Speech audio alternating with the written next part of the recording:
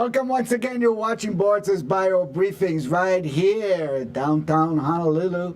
And you're hot, we are not. And our topic today is hot technologies from the past and in the future. What I'd like you to pay attention a little bit, I'm going to go and reminisce. You know that I'm somewhat of a raconteur, a storyteller. Like to go back and trace my antecedents, whether technological or cell lines. In any case, today we're going to be talking with my special guest. I'm going to be delayed a couple of minutes before I show him live, but our guest today is Mr. David Pollack. David Pollack is CEO of ADL Data Systems, a company that superseded one in which I was involved with David years ago called Interactive Medical Systems, if I remember correctly. One of the early health information management systems. But I don't know if I've mentioned it before. You know that as a professor in the UH system, I like to be the grand inquisitor and ask my students questions and see if they have a recall of the past, the present, and perhaps some omnipresence in the future. The usual questions about technology, and it kind of lets me place where students are in the timeline of my own biography. And one of the things I always ask is, do you remember when there were no fax machines? And students usually look at me quizzically and say, no fax machines? What are fax machines?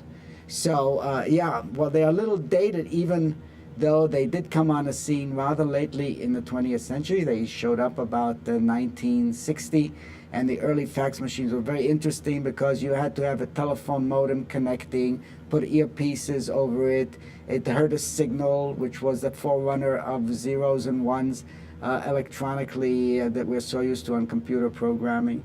But what they did, they were able to use bit data to transform an image and then send it over the telephone line. It was a very complex operation. So if you don't remember when fax machines did not exist, perhaps you don't even remember when computers did not exist. And that is the beginning of my story with our guest today, David Pollack. When I first met David Pollack, I had been a very frustrated person, and I'd been trying to set up an early healthcare information system that I was trying to even design myself, because I did not have the money at the healthcare facility I was managing in New York City. The healthcare facility was an 861-bed facility, and we just were inundated by the amount of information, paperwork, and record keeping that were required of us by the local, state, and federal government.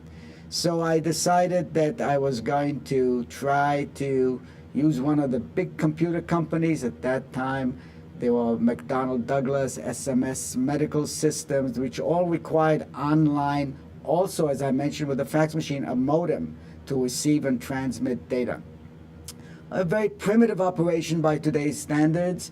Within about 20 months of heavy expenditures of financing and also personnel time and very primitive data collection procedures, we decided that we would try to do it in-house.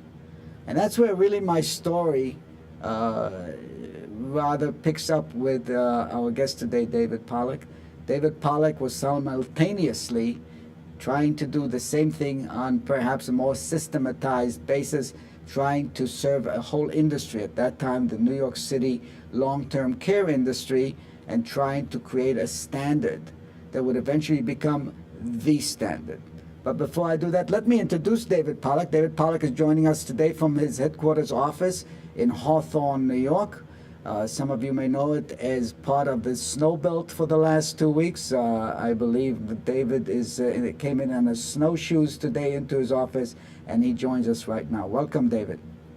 Well, thank you, Rafi. It's great to be speaking with you once again. As you pointed out, we're having an awful lot of snow here, and it kind of makes me feel a little jealous of you. Well, it happens. Yes, you're always welcome to come here, as you know well, and we're waiting for you and your wife to come and visit us right here in Honolulu. Well, I hope that not in the near future we will get to see each other and probably have a lunch together. Okay. Go ahead. Tell us a little bit of your story. We'd like to hear how this all came about. Yeah, I remember we met around 1976, if I remember correctly, and started working together, trying to overhaul the archaic ways in which record keeping was done in New York City in those days. Well, our story starts out about 4 years before that period in time. Actually, going back to our college days, I switched my major from, I was studying to be a physicist, I switched to computer science. The first computer science degree in the country, actually.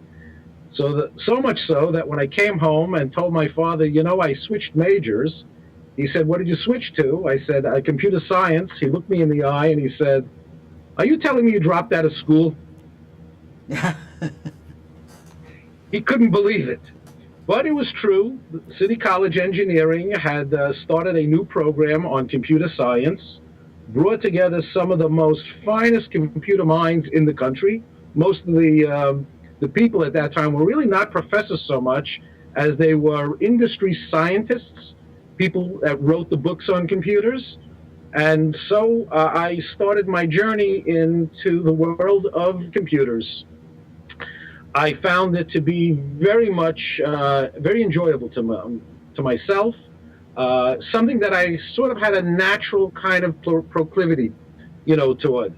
Whereas I was good in math, but I was not a exceptional math student. And I thought that a physicist had to be a good one anyway, would need to be exceptionally bright in math, of which I was good in math, but not exceptional. I hope that I am exceptional in the computer area, but nonetheless, that was the beginning of my change into computers. And at that time, we were working, myself and Aaron Weg, who's my partner.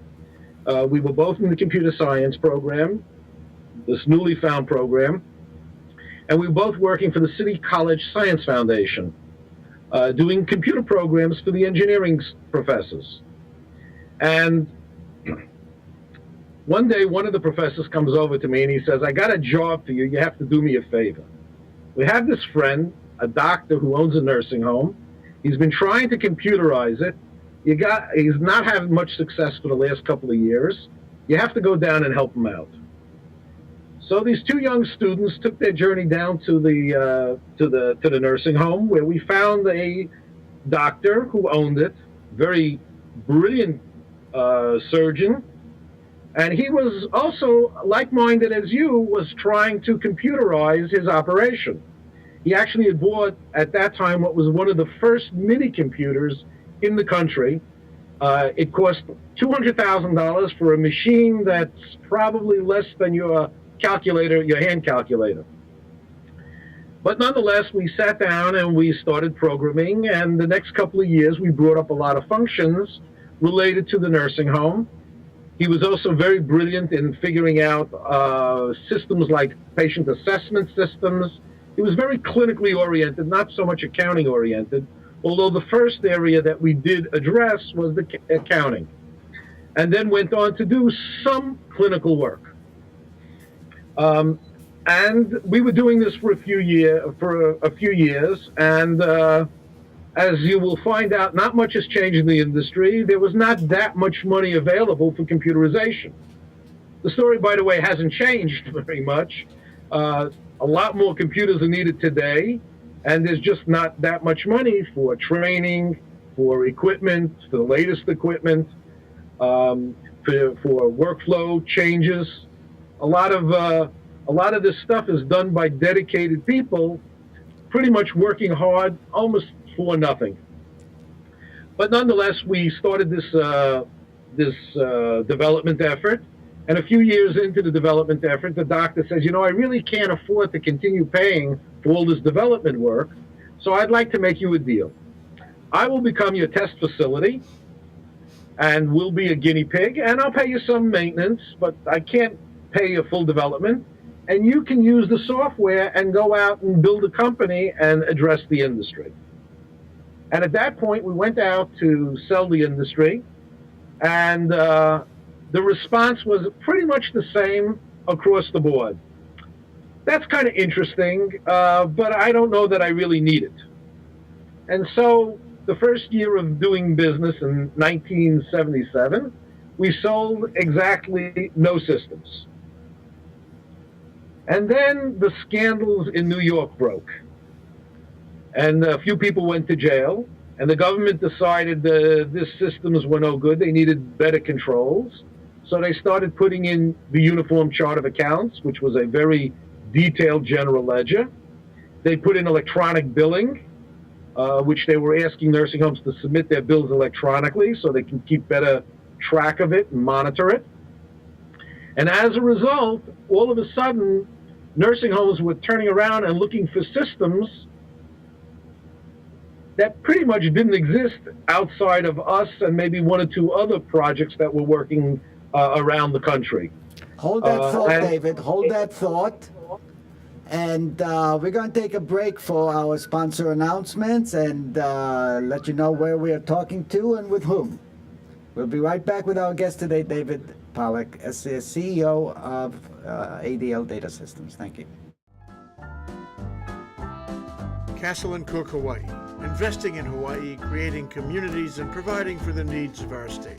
Collateral Analytics, empowering the real estate industry to make better informed property investment decisions. The Foreign Trade Zone, bringing the benefits of the Foreign Trade Zone programs to Hawaii businesses and entrepreneurs. Galen Ho, a senior executive of BAE Systems, a global defense, security, and aerospace company. Hawaiian Electric Company and its affiliates Maui Electric and Hawaii Electric Light Company on Hawaii Island.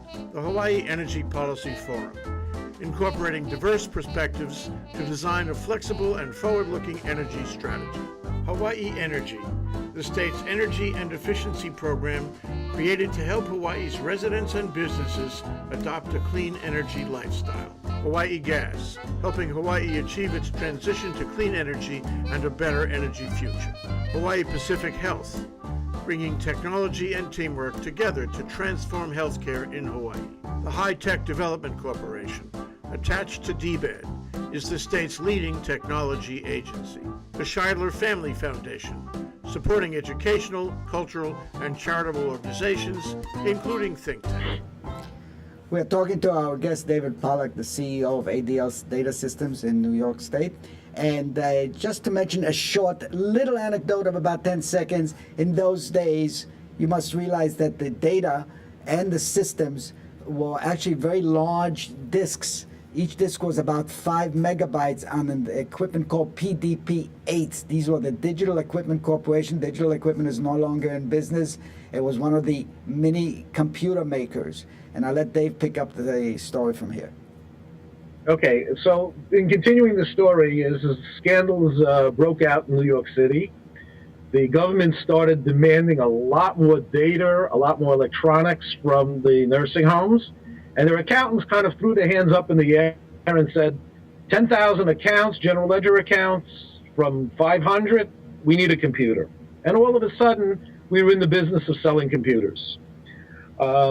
It seems that if you look in the actual history of the company, every couple of years, the government creates another crisis, brings in another radical system that they require the nursing homes to comply with, and then there's a tremendous wave, sort of like kind of like the big wave that the surfers surf in Hawaii.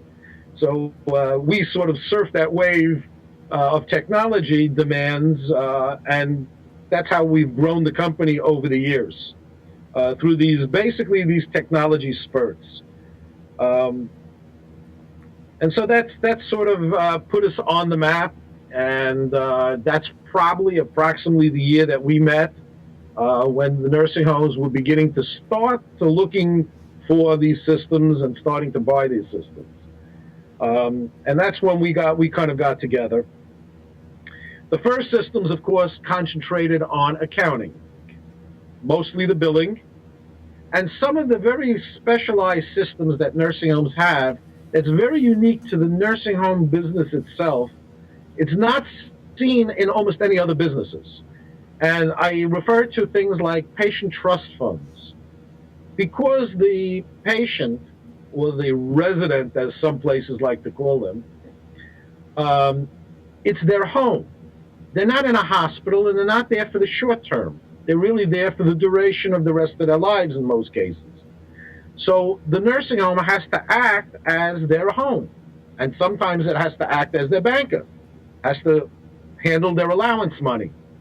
So typically, most nursing home patients are on Medicaid, which is the government-sponsored program for paying for indigent people that cannot afford to pay for it. That's the majority of the nursing homes. I would say close to 90% of most patients in the nursing homes are subsidized through the Medicaid program. But part of the Medicaid program calls for taking the monies that the patient would get in his pension funds or his Social Security checks and applying it toward his stay at the home, except for the allowance money that they're allowed to use for their own personal enjoyment. Spend it as they like to spend it. So the nursing homes have to run this small banking system where they give bank-type statements. They also provide interest for the monies that they hold in the account. And it's a whole little, actually, private banking system. There is virtually nothing like it, except in, believe it or not, the prison system. The prisons also have a similar type of system. But this is unique to the nursing homes, and this is some of the specialized accounting software that we had to put in order to comply with the auditing regulations and the auditing considerations that a nursing home has. And these are the kinds of systems that we worked on initially. Except for Dr. Lichtman, who was the owner of the nursing home that I'm talking about, he actually was writing some acuity systems, and basically he didn't really have a game plan for it as far as the state was concerned. He was really just more interested in what was the problems that his patients had and how could he service them better.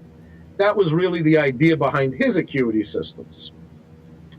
But much later, if you'll recall, approximately toward a little bit before you got out of the business, the nursing home business implemented a system called RUGs, Resource Utilization Groups.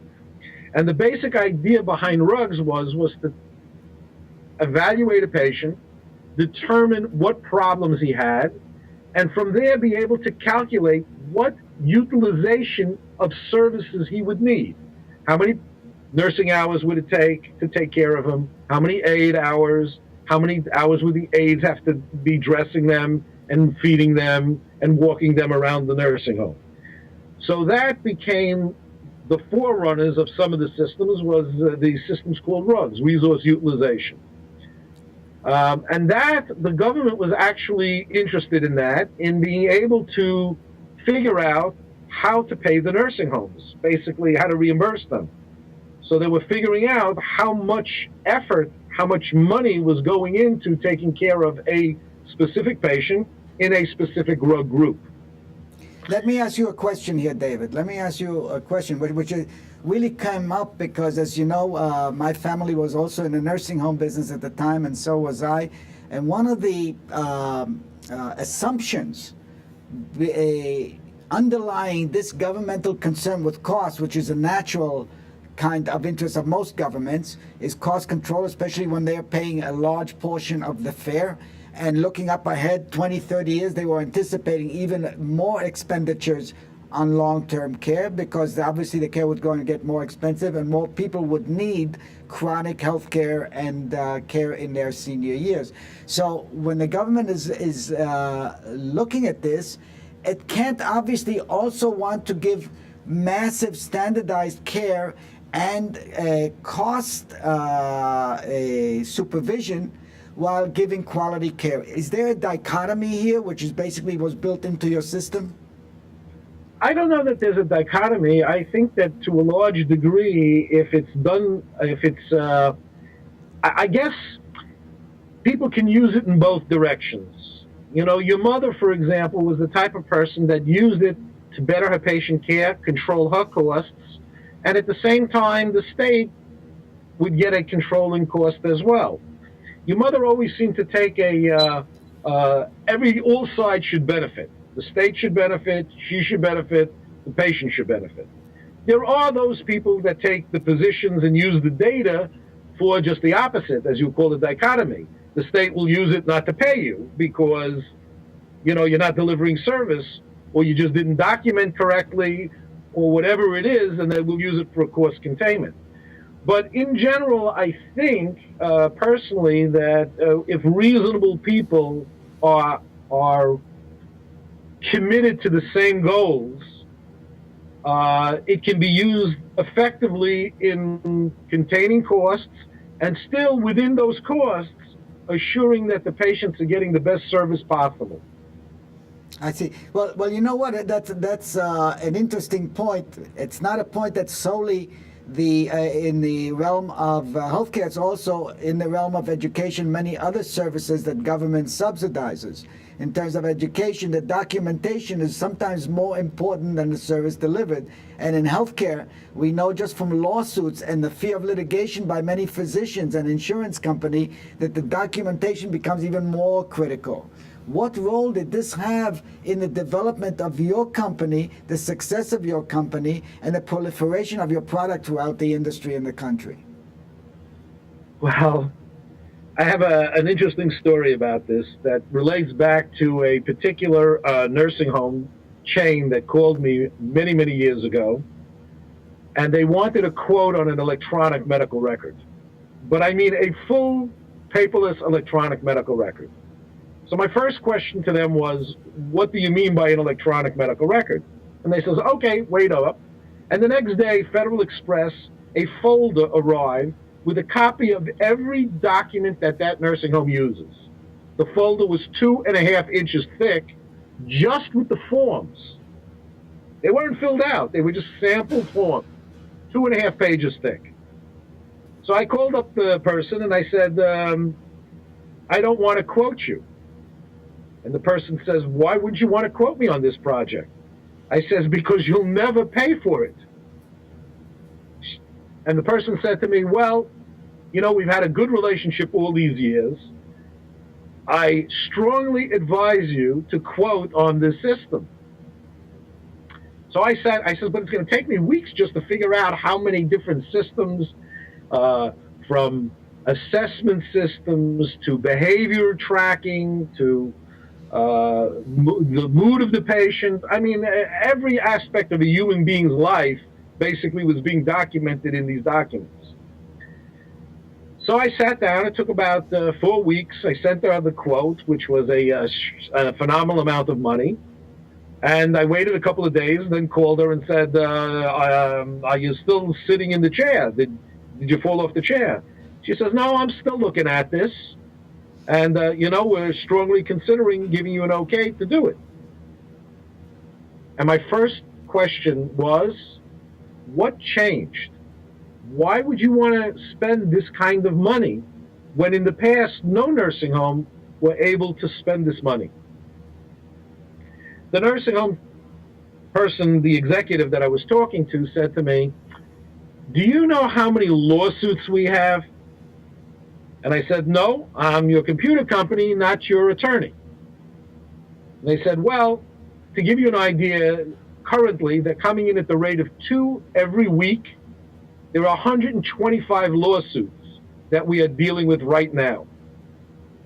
And the only way that the lawyers can see an entity's lawsuits, or at least a good defense, was to make excellent documentation that not only was you just documenting the forms, but everything that was being done in the form was cross-referenced so that the documentation had referential integrity.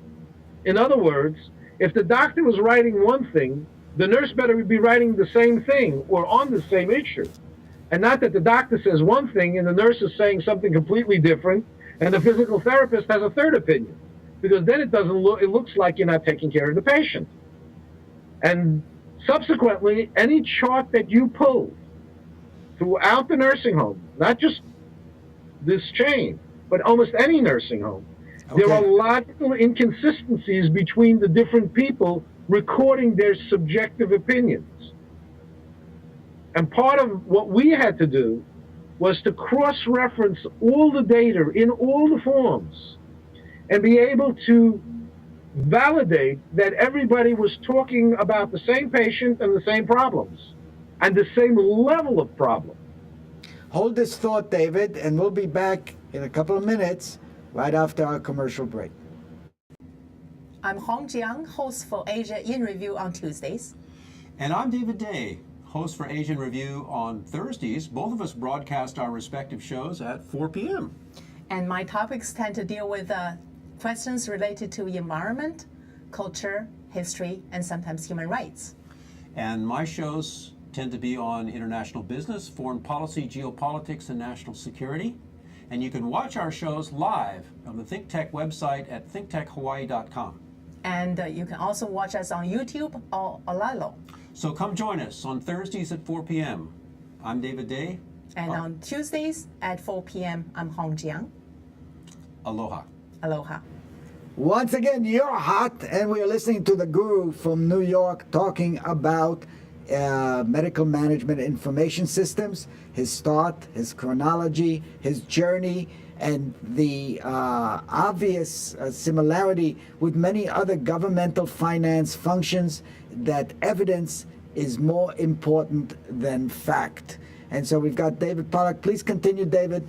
Tell us a little bit about how this obsession with proof, especially in a litigious society like the United States that requires that you be able to prove in court everything you did or did not do, or did not show any malpractice. How will this change with the advent of interfaced electronics that measure all kinds of activities in which the patient might participate, get, receive, or use?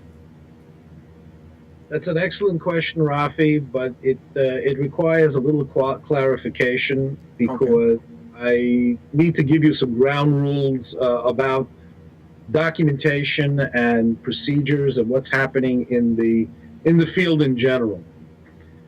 While a lot of these systems are assessing and we are tracking and we're trying to cross-reference so that the documentation has its own integrity, the documentation standard is actually becoming almost a weapon against the nursing homes to a large degree. Because let's take a typical example of documentation, and where documentation is good and also where it turns out to be not so good.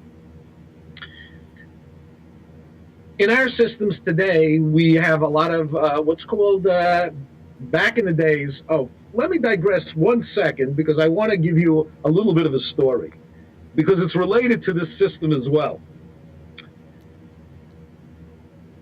Many years when we first started, many years back, and we were doing the accounting systems, I received a call from a nursing home owner to come to a special meeting that she had set up. This owner happened to be your mother, Rose Boritzer. And we went to this meeting, and in this meeting, she had all the different departments, dietary, nursing, housekeeping, all the different departments she had at this meeting. What was notably missing at the meeting was accounting. Accounting wasn't at the meeting. And Rose started off the discussion with, "You've done some wonderful stuff for us in accounting. What are you going to do for us in the clinical area, for the rest of the nursing home?" And I says, "Well, what do I have to do?" And she says, "That's what the meeting's for." And she sat down, and in a round table, each one of the department heads expressed to us what they needed to see out of computer systems and information systems. And then I turned to your mother after the meeting was over, and I says, "But this is a very cursory explanation of what you need. There's a lot of detail." She says, "You know what? I took care of that already." I said, "Really?" She says, "I called my friends that own the other nursing homes. Men like Herb Rothman, Jack Friedman. And what they did was they all got together and each one hired an industry consultant in each different area to sit with us and explain to us what an electronic medical record, a certain part of the electronic medical record. So we had a dietitian explain to us what dietary does and how dietary interfaces into the medical record. We had another person sit there and explain to us how order entry works. And that's our first introduction into the electronic medical records. It was all thanks to your mother and her friends, by the way. Now, getting back to the documentation portion, one of the most critical and well-accepted systems in the industry today is a system that your mother identified with the pharmacies being the order entry system. Pharmacies have been pushing the order entry systems because if the nursing home enters the order, they do not have to, and therefore they can reduce their costs, their labor costs on their end, getting the messages electronically through HL7 messaging. Okay? Roger. Now, once the medications are known to the pharmacy then sends the medications in their little carts, fills the carts for the nursing homes. And the nursing homes now go around with a very advanced system in which they touch a screen, they see the patient, and what meds at what point in time, in other words, for this moment in time, which meds they have to give the patient. And they will sit there and give the patient the meds and touch the screen indicating that the patient got the meds. This is a wonderful documentation system. It's a terrific system because it tells you exactly when you have to give the meds. Correct? Correct. Seems like a dream come true. Yes. Not so. Because it turns out that a nurse are understaffed. And there's usually one nurse assigned to some 20 or 40 patients to give the medications. So during the course of the day, when she has to give the med, she starts the round. It may take her anywhere between 40 minutes to an hour and a half to complete that round. So the patient that was supposed to get the med at 10 o'clock is not getting it at 10 o'clock, they're getting it at 11 o'clock or 11:30. Or sometimes they forget and they get it at 12. The nurse has no way to override these systems now. So the system is documenting that they're not medicating the patients on time. And then sometimes they start over-medicating the patient. They documented that they document ahead of time, illegally, so to speak. They'll document ahead of time they gave the meds, and then give the meds on the regular time and not have enough time in between the meds. Unbelievable, unbelievable. So these systems are good, but there's a reality factor that has to be taken into consideration. And the legal system is not taking this into account. The nursing homes do not have dozens and dozens of people to give out meds. They only have 1 or 2 people on a nursing unit. So there's a reality factor that the law does not seem to recognize, and people do not want to recognize it. Another example of over-documentation was I got a call from a nursing home that they wanted to keep pictures of decubitus wounds on the patient and store them like in a file, sort of like a Facebook type of file on decubitus. Those are known also as bed sores, yeah. Correct. That's one of the biggest areas that people get sued on, bed sores, because bed sores get worse, then the patients get infections, then they get very sick, and sometimes results in death. Not necessarily due to the bed sores, but due to the infections that the patient starts developing later, especially when they start coming down with things like pneumonia. But I said to the person, do you really want to document these bed sores? They said, why? Seems like a great idea. I can show the bed sores. I says, yeah, well, it works well when the bed sore comes in from the hospital and you document it.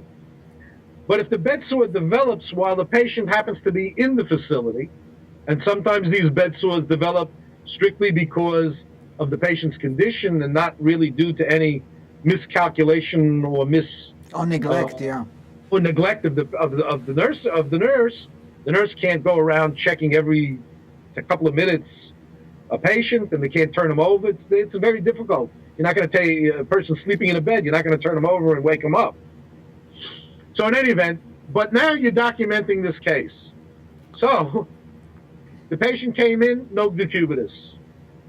By the time you're photographing a stage 3 or stage 4, these are pictures that people find very, very sickening and can lead to jurors getting quite emotionally sick looking just at the picture.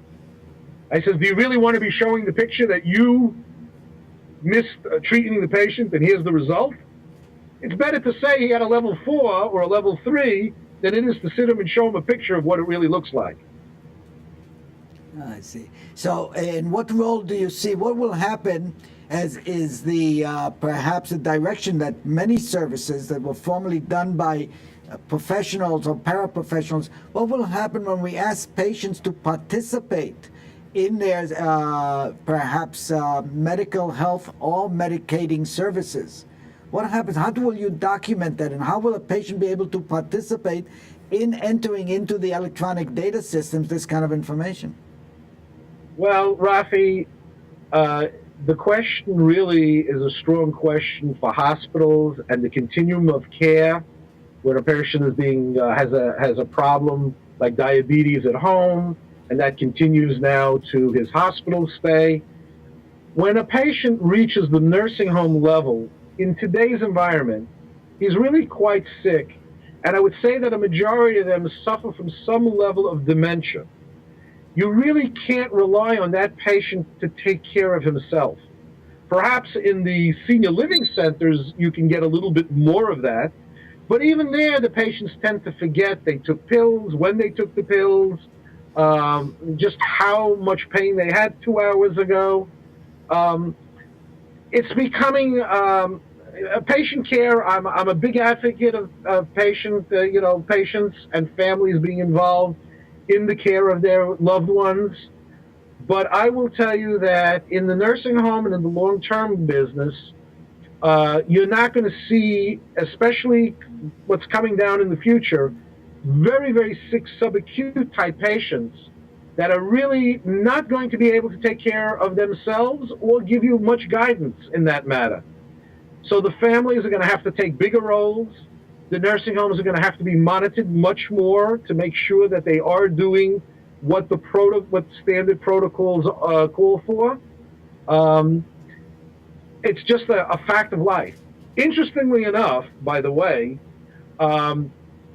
it was predicted in the next 25 years when we first started that nursing homes would triple in number. It's 25 years later, and Rafi, there are less nursing homes today than there were when we started. Wow, yeah. We know that as a fact also in Hawaii, where the population of the elderly and geriatric patient population is increasing, but no new facilities have been built. And I'm trying That's true around the country. Now, there's an interesting factor that's happening here too, and that is that there are patients getting sicker, but what's happening is when we do the patient assessment systems and we assess the new assessment systems, is a new system called MDS, minimum data set, which is about 30 some odd pages of assessments. Some of it for quality of life, some of them of patient functioning, some calculating the RUG scores. There are different RUG calculators that come out of it. And in fact, these weighted values, which are actually used to bill for reimbursement in Medicare, and in some states, Medicaid as well. So these assessment systems have been put into place. Now, these assessment systems have approximately 54 levels of care. If you remember, our RUGS category had 8. Wow. You're now at 54 different levels. Now, the lower levels of care is what's very interesting.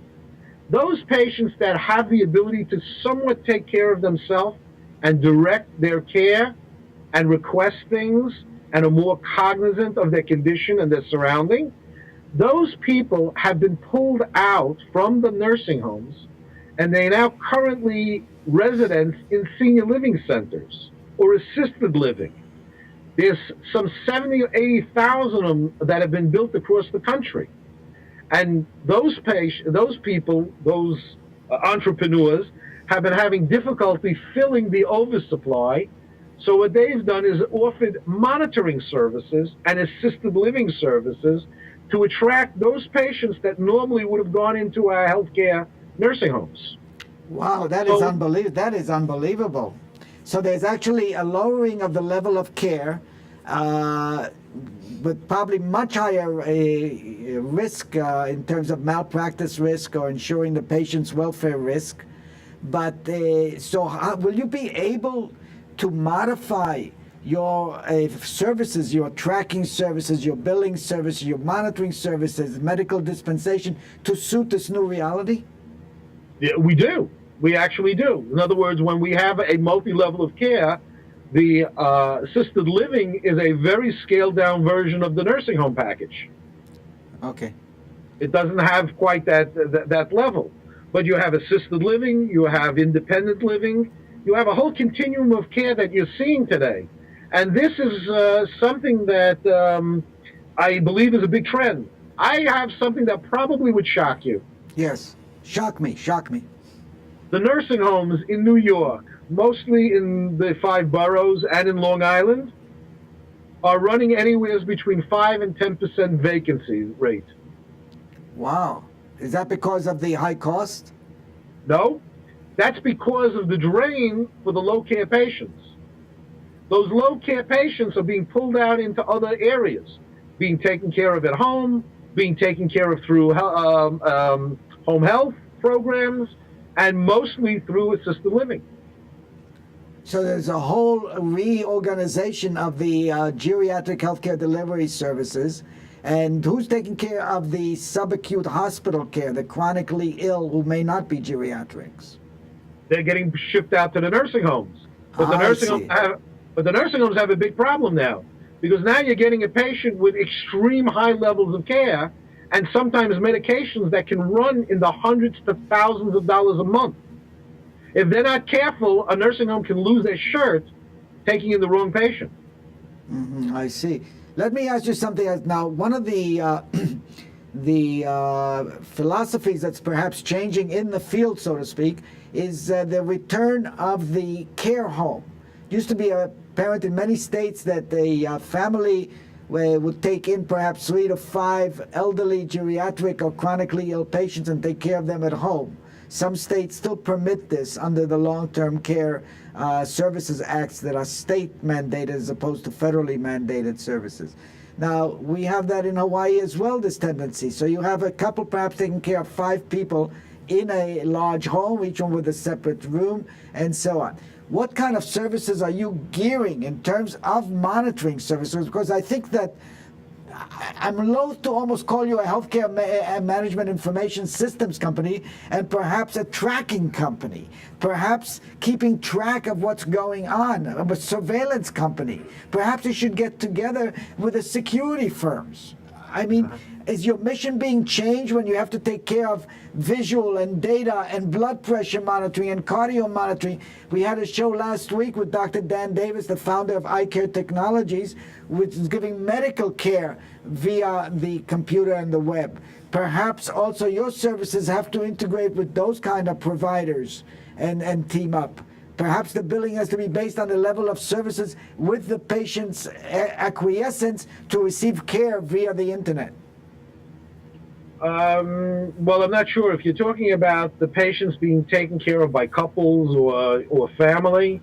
Monitoring them would involve a lot of invasion of privacy. I don't know that we'd be able to do it like through a security firm.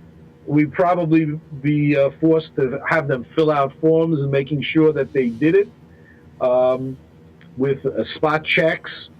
I will say that it might be a problem, considering that the nursing homes typically are delivering a lot of services to older people. Those services certainly could not be delivered in the scenario that you have. In other words, if a person's at home They're at home, but there's not going to be a physical therapist or an occupational therapist, or I see. you know, they may visit once in a while. That's true, but they're not residents, and they're not there on a continuous basis, so that you can have an ongoing and frequent program for those patients. I see. The interesting thing is that the government is trying to do studies now to ascertain just how effective these programs are in the first place. So that remains to be seen as the government does their evaluations to see what. Let me leave you with another word, just perhaps. I don't know if you remember when we switched from the PDP 8 by digital, we switched to PDP 30s or 10s, 1030s. It's actually PDP 11. PDP 11, correct. And then digital went by the wayside. And I was still mouthing the mantra to many, many clients around the United States that all this, perhaps this attraction to PCs was just temporary. The real action would always remain in big hardware machines, the big IBMs. That were the only ones that are suitable to deliver medical care and monitoring of records and so on. And I have to say that I had to eat my words later on as I watch almost all the systems go to PC-based systems with the servers and so on. What happened there? What happened to my vision of the big machines everywhere? Rafi, your vision was not wrong. Let me explain. Okay. PCs. Let's not discuss PCs because they're large input devices. But let's talk of handheld, which is very, very popular today, such as your iPhones and your iPads, your Android devices. Those devices are very, very effective for people to capture data at a point of service. They can capture the data and they can display data, but the real workhorses behind the scenes are the large servers that are going through the data and checking the blood pressure over the last 5 weeks, or checking the person's glucose levels over the last couple of weeks. Those monitoring systems that are calculating and ensuring that the systems are working effectively and the patient is really being taken care of, that work is not being done by the PCs and the little handhelds. The handhelds are bringing the data in, they're bringing the data out, they're giving wonderful access to the data, they're giving you ease of capturing the data, but the analysis of the data, the storing of the data, the grinding and crunching of the data, that hasn't changed. Your vision really is still in place. The only thing that you need to do is expand your understanding of the total system. It's a complete ecosystem. Thank you so much, David. I'm going to have to cut you right off here. We've had a hot time over here with Dave Pollack, CEO of ADL Data System. It's been a real mind opener. We're going to have Dave Pollack back with us once again to talk about some of the latest innovation in healthcare management information systems. You've been with me right here on Boritzer's Bio Briefing. You're hot, we're not, but we'll see you again next week. For me, Rafi Boritzer, aloha.